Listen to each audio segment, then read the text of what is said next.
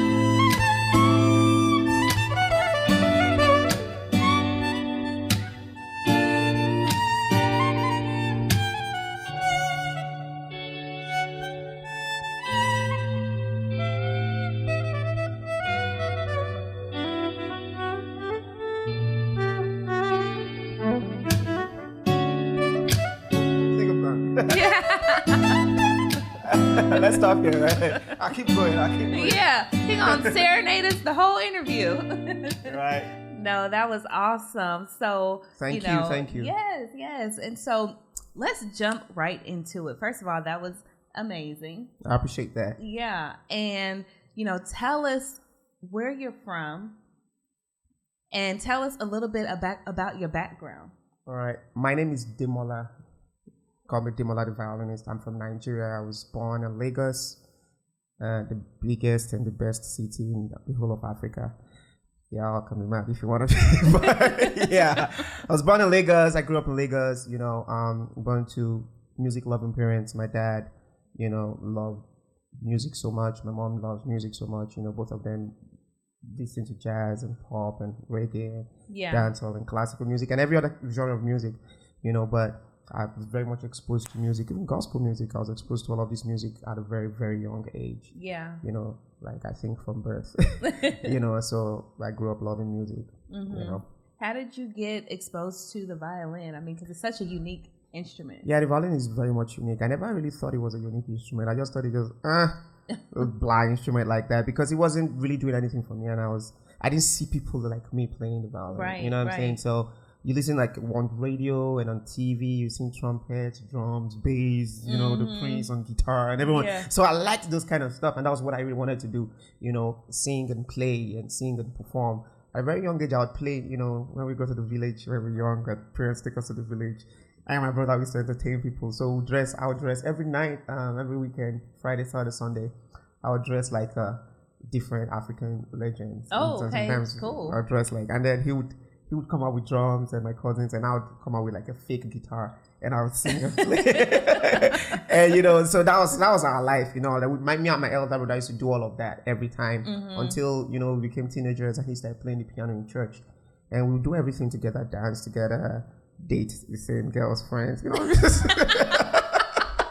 Not the same girls, but he's dating a girl and then she's dating a younger sister friend. Okay. No, all not the same group of people. Yeah, people. We do everything the same way. So if your sister is she has a younger sister. Okay, I want to talk to your younger sister. Yeah. Then, so it was like that. So he was like, I'm playing the piano now, so you play something. Yeah. I'm like, no. But I think that's the good thing about having an older sibling. The older sibling, right? Yeah. And then we do everything. We play soccer together. Even when I don't want to play, I just sit down and watch him. And he could play soccer so well too. So he was playing the piano in church and he was doing really good and everyone liked him. The ladies liked him. Sorry, church too. The ladies liked him. Yeah. And he was like, yo, play this violin now. And I'm like, So we got into a fight. And my mom had to, step in you guys never argue. Why are you guys arguing over music? He was like, you don't want to play the violin. I'm like, I don't want to play the violin. I want to do something else. And then I figured, okay, you know what, let me just settle this dispute. And I went to church, picked up the violin, started figuring stuff out myself. And as you tell how you just pick up the violin and just start playing. I mean, I didn't just start playing, but I picked it up and I started, figuring out my skills, tonic, solfa, as do, re, mi, fa. So I'm like, yo, where's do? This is do. So if this is do, this is re. It's a tone distance, and re to mi is a tone distance, and mi to fa is a semitone. And I started figuring it out. And because it's a fretless instrument, so you really need to, like, you don't have like, oh, this is where this is supposed to be, or like the guitar, mandolin, and a few other instruments where you can, figure out yourself.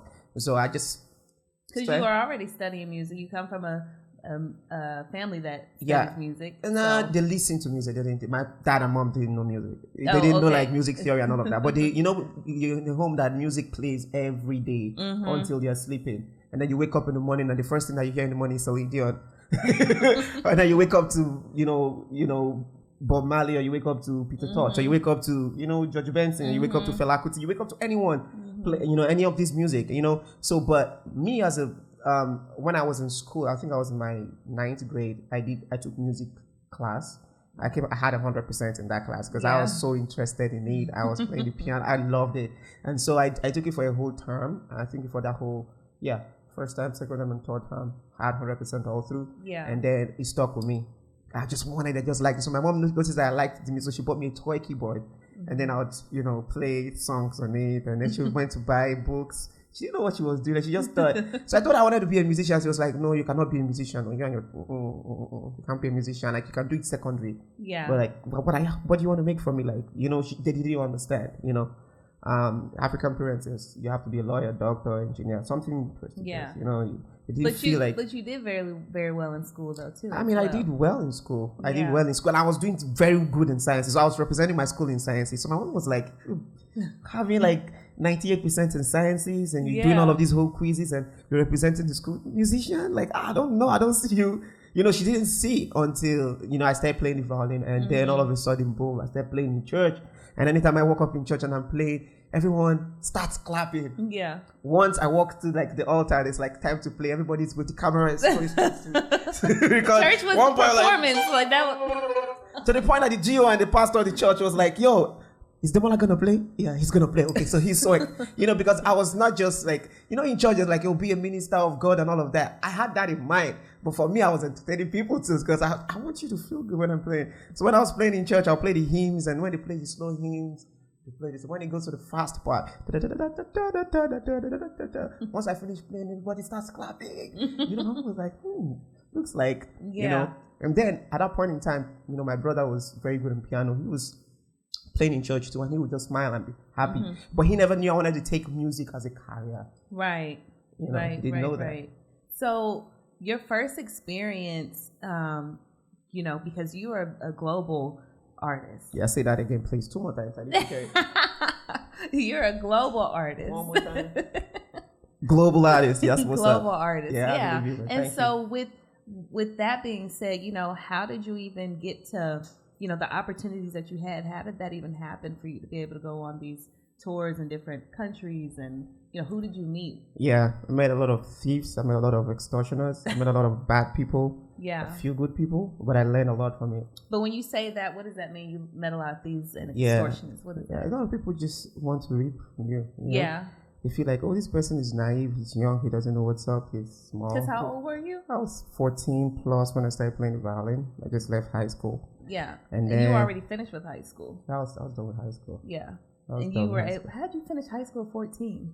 I mean, it happens now a lot in Africa now, but at that time, we were like a few of us. I had like a couple double promotions, double promotion is you do advanced classes, and you do so well, you have like A+, and then you're like, what, use advanced and this class, skip this class. Okay. And I get to the next class and I'm having another A+. Yeah, skip this class. And so it happened in my middle school, and it happened in my elementary school, and it happened in my middle school. Oh, okay. So I had to. So I took like the final exams when I was. I'm trying to relate our grades to your grades here in America. So I think it was like grade 9, 10, 11. Because 9th grade is like 14. Here, right? Yeah. But for me over there, I was already 14 in like 12th grade.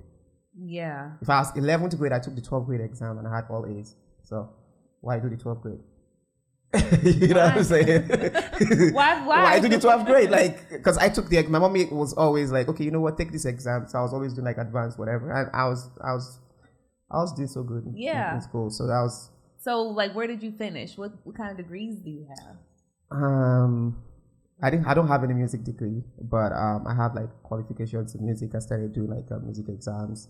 You know, when I started playing the violin, and I played classical music to the highest. You know, but I did microbiology, molecular biology, and genetics. You know, virology, bacteriology, medical biotechnology, all that whole stuff. So you still could have did what your mom wanted you to do. Your parents are like, yeah, I did it. And the thing is, my mom did not just want me to do it because that's what African parents want. I mean, if you have a child who is doing so well in school, right? Like, then push them to just go do it. You know what I mean? So I did that. You know, I did it. I came out with distinction. I did my master's. I came out with a 4.0 GPA. So and I continued with my PhD degree. And I was like, you know what? I'm tired. Yeah. I don't think I want to focus. Not like I don't like it. I love it. I love sciences. I love medical research. But no, music for me is something different. My mom always knew it. She wanted when I was in college, and she would walk in. I had my final exams for. You know, and I was also representing the college in a particular whatever. And she saw me practicing. And she's like, how do you combine both? I'm like, Mom, this is just book. This is life. Yeah. Like, it's different. And she's like, I get it. But do you think that maybe because, you know, you are smart, but then, you know, you have a creative side, sometimes you have to explore that creative side too to balance the two? The creative side, I think the creative side for me, I think is first of all important. I'll just sit down and compose songs. I've started writing songs, I'll just compose tune. And my mom had that too. Yeah. My mom used to write songs, but she wasn't a musician. She would just write stuff. People were like, oh, I wrote this song. They will hear this tune when I was a kid. So I grew up like writing songs and stuff. So it was always in there, you know.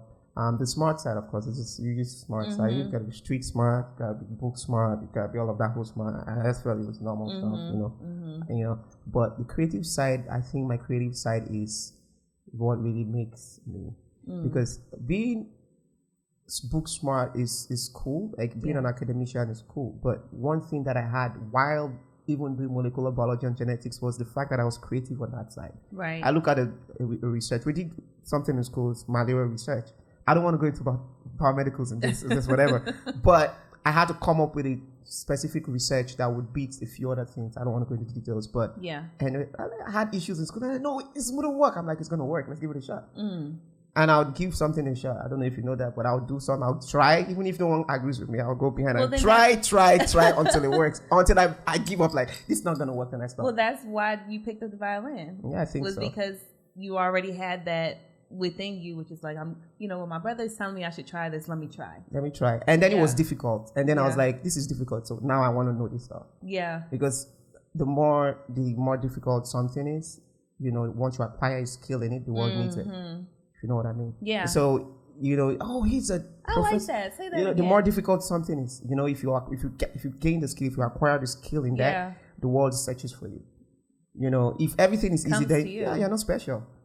If you know what I mean. Like, if you're not special, like everyone can do this, but how can you do this differently? Right. How well can you do it? How skillful can you do it? What else do you bring to the world when you do this? And that's one thing I wanted to do with the violin. I'm like, I'm going to play this violin differently. I'm going to make the world hear a different sound and different tone. I'm going to make Africans and all black people love violins. And I'm going to make sure that I'm bringing something to the global world and the global scheme, you know, of music. On this violin, I want to do something so different. Yeah. And I had to find my sound because I was playing differently from everyone, and people didn't just like me because I sounded different amongst the orchestra. And so they were like, you're not blending with people. And at the beginning stage, it was difficult for me to play with people because there's a way you should sound. But I have a stronger sound than that, so I can't sound that way. Yeah. So I had to, like, you know what, I'll figure my stuff. So I stopped playing with people, I had to. And then I met up with a conductor who was like, you know what, when you play with people, this is what to do, this is how to do it. And over time, I found my way to the front seat. Over time, I started changing the way the orchestra was saying things. And people were like, you know, people started embracing the sound. And it was time for me to just stand out and play as a solo violinist. And then I formed my band, I formed my group. And we toured. And it's a whole long story, man. Every time I say it, it sounds different because there's a whole lot of, every day is an experience for me. Yeah.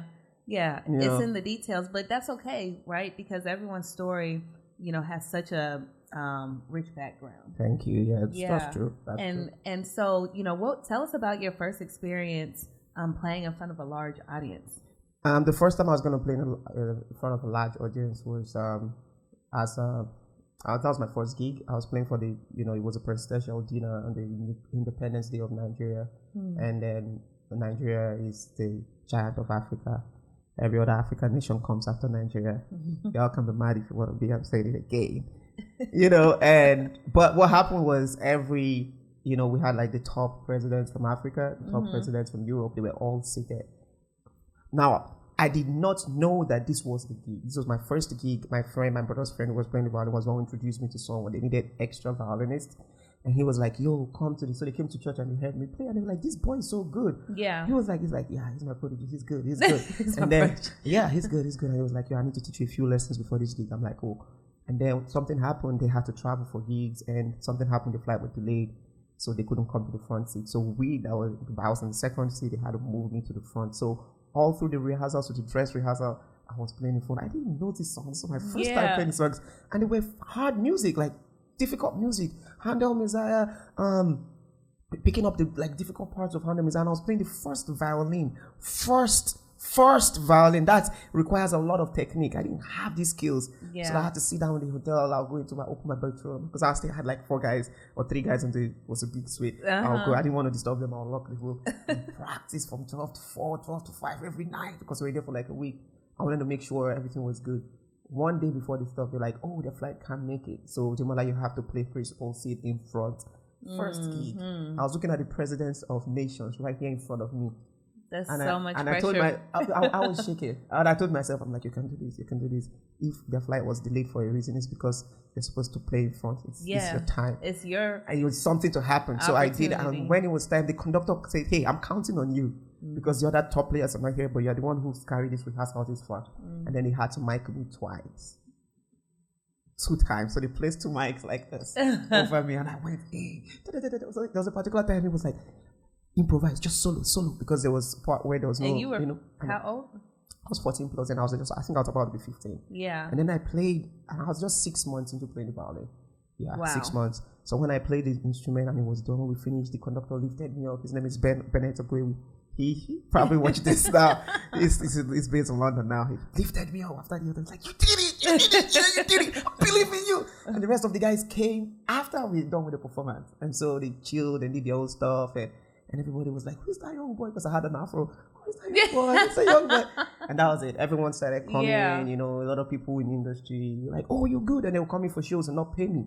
Oh, no. Yeah, I didn't know. Yeah. But I didn't even know I was supposed to be paid. I didn't know I was supposed to be paid for that show. But I got paid for that, but I didn't know I was supposed to be paid. Yeah. And then my friend, I didn't have the money. That's the learning process, right? That's where you meet thieves. You know what I'm saying? They're like, I started traveling from different states to play with orchestras and lead like chamber groups. There's something called chamber orchestra, string chamber, like have the string quartet, you have the sextet, you have quintet. I started playing all of that, and I started playing with like more mature players and people who've taught too, and then I'll finish playing and I'll be like, all right, thank you, bye. Yeah, and you're like, wait a minute. Yo, I'm supposed to take you pay. So I'm like, how much am I paid? And they pay me like 10% of what they're supposed to give me. Yeah. Or 5% what I'm supposed to give me. And I tell my friend, this is what they give me. He's like, go back and go. We didn't have a structure. We didn't, but I learned from that. And after that, I became somebody who started 2 days down the line. I started becoming someone who was booking orchestra. So I started booking I formed my own group and started handling. It's such a learning experience, right? But how many people can say 6 months into their craft, they're already performing in front of, leaders and that's I was practicing 9 in the morning till 6 in the evening with 1 hour break. So I'll play from 9 to 12, I'll break from 12 to 1, eat, dance around, I'll go again from 1 to 5. Yeah. Because I knew I wanted to finish up. So I did that for a month. Yeah. Because we were on break in school. I was supposed to get into college there, and then we were on strike. There's something we call strike in Africa, where all the people who work for a particular, if it's a school strike, everyone goes on strike. We demand a raise, we demand a protest, we demand we're not going to resume. So we were back home just waiting until the protest was over. So I took that time to practice the violin as opposed to just start it. Yeah. So I was just practicing, and that really helped me. consecutively, repetition, consistently, you keep doing the same thing over and over, it becomes a habit. And then you begin to develop a love for the thing. And then you begin to breathe it, you begin to talk it, you begin to speak it, you begin to live it. Yeah. So tell me about, some of the people that you've gotten to perform with. Fela Kuti's son, Femi Kuti, I played for him. See, I've played for a lot of people that don't know that I've played for them. Yeah, I can imagine they're that. so big, and they'll be like, oh, we need extras, we need extra string players, we need this, we need that in a city. And people are touring and coming to your state, to your cities, and they need musicians to play for them, right? Yeah. And so they'll be like, oh, and we need somebody who is very versatile. And that's where they got me. Because I could play classical music, I could play jazz, I can. But I could also. Yeah. I could play all of this whole genre of music. Yeah. And I was exposed to learning something new. But I want to just say something right quick before you give us a list of some of the people that you played with or for. I think it's important to know that because you honed your craft and because you took it so seriously, even though you weren't in the room, to say, oh, I can do it. People say your name. People say my name. Yeah, right. And so I think, people watching this, it's important to know that although you may not know the right people, you can get introduced. True. They'll say your name because they know you're good at what you do. Just like you said, they'll come to you when you're practicing and they know that you're good. They're gonna come to you. True. Yeah. Yeah, that's what even happened when I was gonna come to America. I just received a phone call. I saw an email and I received a phone call. Hey, you've been selected to represent Africa on a blah blah blah blah blah. We hear that you're a good teacher and you're a good performer. We've seen your stuff and we love your work. I'm like, huh? What is this? Yeah. Somebody I'm like, wait, hold on 1 minute. It's like somebody told us about. I'm like, huh? And that was even before I got on social media. Yeah. But I've played for Fela's son, his name is Femi Kuti. He's a legendary multi-nominated Grammy Award. And I played for, of course, Burna Boy, Grammy Award winner. Played for Wizkid, played for Davido. These are African stars, young stars. And then the older ones, I played for Sunny Ade. I know you don't know Sunny Ade. Do you? I played for language. I played for like top guys from Africa. I played for Jimmy Lulu. I played with Jimmy Lulu. Actually invited me on stage after I was done playing with my jazz band. And it was like, who was that violin guy? Where are you? And I was just talking to some girl somewhere. And he was like, someone ran up to me. I was like, Demola, Jimmy Lulu is calling you. I'm like, Jimmy Lulu. He's like, pick up your violin now. So I picked up my violin and I ran back on stage. He was like, yeah, I heard you play. You play with the band and you were so fantastic. Come up on stage. I was the only one in that jazz band, 12 band member, he called. And I had to play with Jimmy Lulu. And that was the only time I played with Jimmy Lulu. Jimmy Lulu is a fantastic guitarist. Oh, gosh. And he's from South Africa. Yeah. He's a legend. And then, of course, when Beyonce? I'm trying to remember which of the Beyonce, Sean Paul. I'm trying to remember a couple of his hip-hop and R&B artists that came. They come every year. There's something called the Rhythm Unplugged concert we do in Nigeria. So they bring like top artists down in the country every December, and then I would always play with them. So I play with all Afrobeat stars, top stars. Then here in America, Demola The Violinist, I toured with Tony. That's Raphael Sadiq. I'm the official violinist for 2020. Yeah. Can you guys make some noise in the house? And then, Dwayne Wiggins. Yeah, he's like my father in the industry. And then we talk from time to time and he tells me stuff. I played, I've been on tour with, same tour with Wine, the same tour with Drew Hills. Yeah. Bobby Brown. New Edition. And the list goes. And the list goes on. The list goes That's on. All my high school. Stephanie Mills. All my people on my my posters. Yeah, and so when I started playing with the Tonys, I met more people. I started meeting more of these legends, and it was just an eye opener. From this world to this world to this world to this world to this world, and then you expose yourself, and I can keep going. Liz. How many people? So tell me something significant that you've learned from playing with some of these artists. The reason you are into music is not to make money. That's a good reason, but it's not a major reason. If you want to live long, if you want to have if you want your career as an artist to stay forever, and you want to be on stage or want to be relevant forever, especially you want to tour forever, perform every show like it's your first. And give the same preparation. Now, Tonys have done so much every time. But every time Dwayne Wiggins wants to hit the stage, every city, you see that smile and joy on his face. You just see his face happy every time. And he's playing for 13,000 people, 15,000 people, 500 people, the same energy. You know, I'm going to say this again. 32 years on stage, performing, and you're still playing like you're about to break. Yeah. It's different. Like, I don't know what else. He says, I'm a millionaire, I have all the money I need. I just love performing. So the passion in what you do, what makes you an artist, what makes you, you know, whatever you want to do in life, you know, if you lose that passion, then you die. You're going to be living and fine, but you're dead. You know, but if that passion keeps burning every time, you know, and he tells me like, listen, I'm just going to keep playing till I cannot walk anymore. But I think that's what keeps you alive, right? And stops you from, you know, getting old per se, and feeling old. Yeah, feeling old. Imagine someone who's been touring for 30-something years, and he's like, yo, what's the new music now? Let me listen to it. How can we fuse this? Yeah. On stage with new school. And then he says, okay, Demola, you're young. Okay, you know what?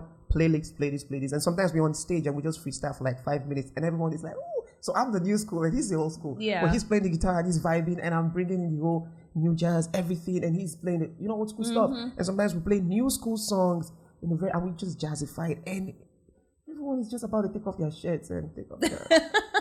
Everybody's just feeling the vibe. You know what I'm saying? Like, that alone for me just tells me that, listen, when I'm 90, I still want to be playing. Yeah. I still want to perform. I don't care. Even if I have like just my two, you know, my instances, just everything is up, I just want to just in front. I'm still going to keep playing. That's it. Like, I love what I do. I like the money that comes from it, but that's like tertiary or secondary. Right. The passion for the music is what keeps me. I really love to make people happy. I like when I'm playing and people are happy, people are dancing, people are smiling, people are drinking, people get out of character when I'm playing. I like that. Yeah. Because then that's the energy that it brings to you. It shows you the value that you have as well, right? So like for you, where do you see yourself? You know, what is it for Demola the Violinist? You know, while you're thinking about, you know, you've been working with these legendary people, and you yourself want to be a legend. And so what does that look like for you in the next 10 years, you know, as you continue to develop your craft? I'm a legend. I'm just waiting to manifest for everyone to just realize that I know. And I'm working myself to becoming the global legend that I want to become. You know, and the world is going to see it, you know. But in the next 10 years, the next 20 years, the next 30 years, I want my music to live forever. I want to create evergreen music. It's a huge goal. I want to be performing in the biggest stadium in the world and having it packed to capacity. And not just because of the clout. Yeah, I performed at X and X and it was sold out. No. You reach 100 people, it's cool. You reach 1,000 people, it's cool. You reach 10,000 people, it's cool. I want to reach the whole world. I want everyone to feel that impact. Right. I want people to hear the music. I want everyone to feel what my music does to them. You know, that impact is what really matters to me. You know, and that's a long-term goal. The long-term goal is to create music that will live forever, that will last forever. You know, I'm really not about, he's the best. No. There's never going to be any other Demola. That Demola is just going to be like that. Demola, King Demola like that. And my grandchildren and great-grandchildren of other people are going to be like, who is King Demola? Yeah, Demola is that. That's what I want to be, that name. Just like you talk about Prince, you talk about Beyonce, you talk about James Brown, you talk about Michael Jackson, you know, all of these legends, right? You know, Elvis Presley, all of these people. That's how my name is going to be in the next few years. So wait and see. You're gonna say you're gonna take my interview still? Why not? Yeah. You'll probably be interviewing me before I hit the biggest stadium in the world. And you'll be like, yo, what's about to happen? I'm like, remember like 7 years ago I told you, right? We're about to take over the world. Yeah. Now we've taken over the world. Let's go to another planet. You know. But yeah, but it's step by step. This year I'm gonna be releasing my original violin album. Okay. It's original violin album, written, composed, produced by me.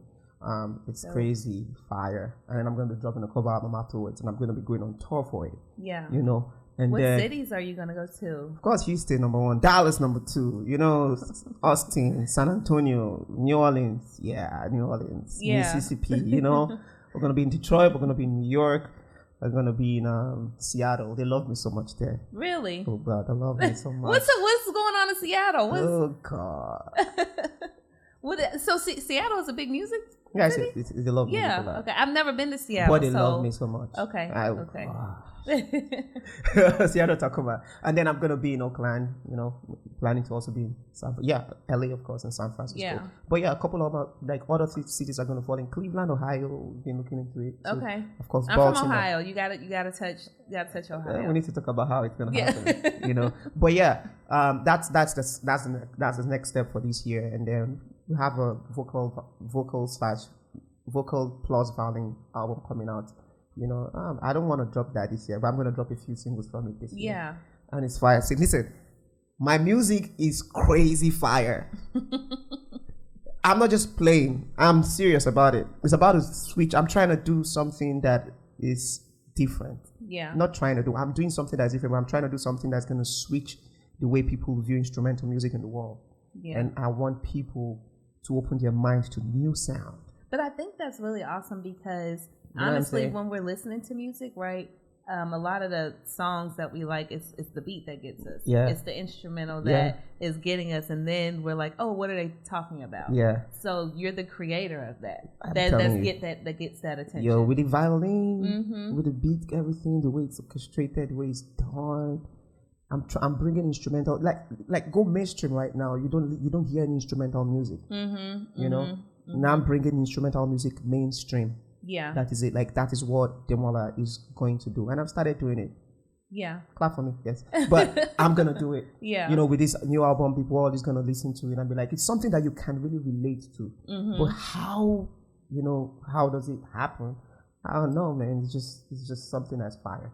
And so for you, tell our audience, how can they continue to pursue their dreams, even when they don't see it moving in the direction that they think it's supposed to be. So maybe give us an example of how you've ever felt stuck before, or how do you continue to keep moving?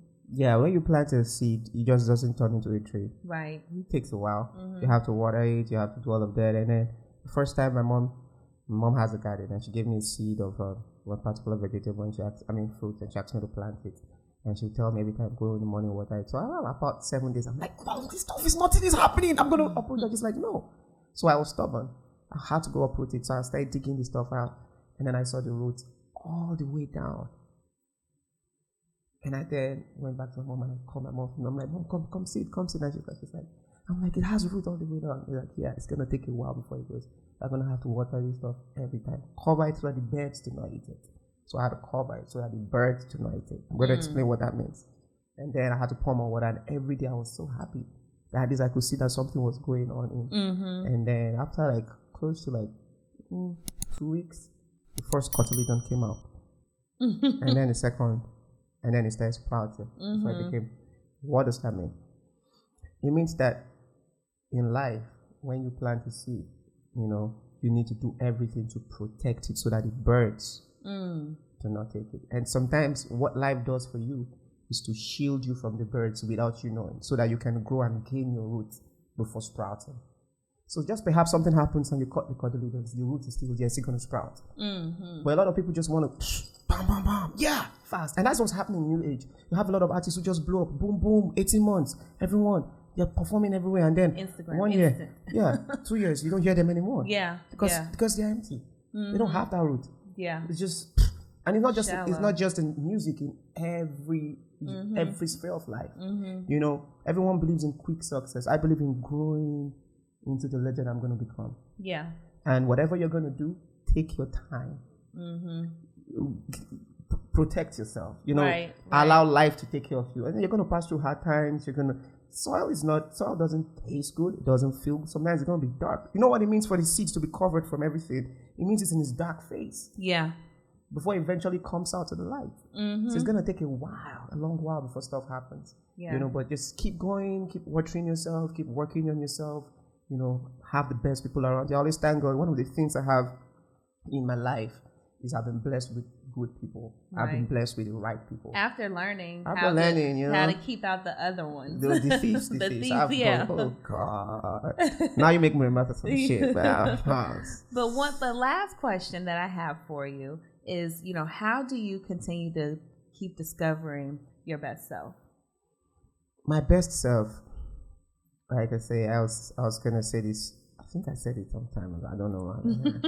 But we change. You're exposed, like humans are exposed to everything, right? The more you're exposed to something, the kind of reactions you do. Sometimes I find out my bad side every time. Yeah. And I'm like, oh, I didn't know I could behave like this, and I go back to fix it. Yeah. And we change. We learn every day, but I always want to learn something new every day. Mm-hmm. Especially my music, my creative art, because sometimes I get bored easily. Sometimes I'm like, I want to try to do this differently. I want to try to do that differently, and I want to learn something new. It means picking up a different instrument. It means taking a little break from my instrument so that I can refresh my memory on something and try something new. So you can discover your best self in anything. Different phases of your life, emotions, your relationships with people. Your creative part of your business, whatever. You just need to take your time. Sometimes take a break, come back to it. Yeah. Do new things, and watch yourself. Am I growing? I mean, you can get so caught up in the little fame you have and the little successes you have, and you're fine, and you feel like you're good. And then that face is going to stay there, and after you become that latent, whatever. What's the new space? What's the new step? I'm overly ambitious, so I want to be this, and then tomorrow I say I want to be this, and tomorrow I say I want to be this. So it keeps me going. I think and so I think each day is a challenge to be your best self that day. And so tell us, where can everyone find you? Where can they find your music? In the hearts of ladies, in the mouths of ladies. But where else can they find you? That's it. That's where you can find me. Any girl you meet, I'll be like, do you know Demola? This is Demola. Just follow her. I'm in the heart, like for real. But yeah, my name is Demola. You can find me on Spotify, Pandora, everywhere, every streaming platform. Just type my first name, and that's my stage name, Demola. It's the best name in the world. I'm sorry, but that's Demola. On Instagram, on TikTok, on Twitter, it is at Demola, Demola Violinist. So at Demola Violinist. On Facebook is Demola The Violinist. The same username at Demola Violinist. On YouTube, just type Demola. I'm the only one you're gonna see. That's it. That's it. I'm the only Demola in this world, and I'm gonna make that name a household name.